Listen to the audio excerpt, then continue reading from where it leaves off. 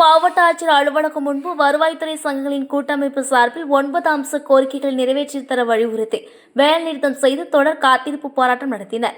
இதில் இன்று 10வது நாளாக கோரிக்கைகளை வலியுறுத்தி திருவாரூர் மாவட்ட ஆட்சியர் முன்பு சாலை மறியல் போராட்டத்தில் ஈடுபட்டனர்.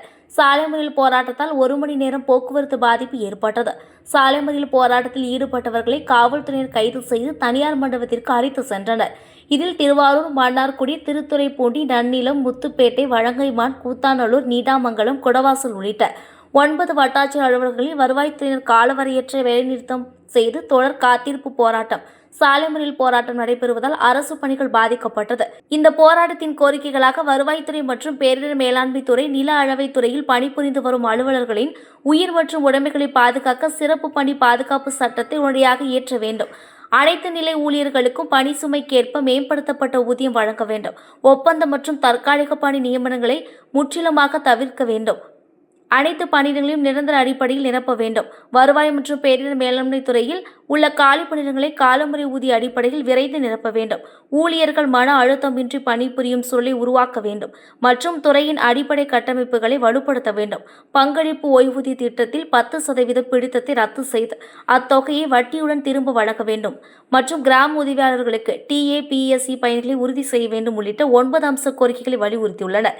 இதில் வருவாய்த்துறை சங்கங்களின் கூட்டமைப்பின் மாவட்ட தலைவர் மகேஷ், மாவட்ட செயலாளர் விஜய் ஆனந்த், நில அளவை சங்க மாவட்ட செயலாளர் கார்த்திகேயன், வருவாய் கிராம ஊழியர் சங்க மாவட்ட அமைப்பாளர் செந்தில்குமார், அரசு ஊழியர் சங்க மாவட்ட செயலாளர் செங்குட்டுவன் உள்ளிட்ட ஏராளமானோர் கலந்து கொண்டனர்.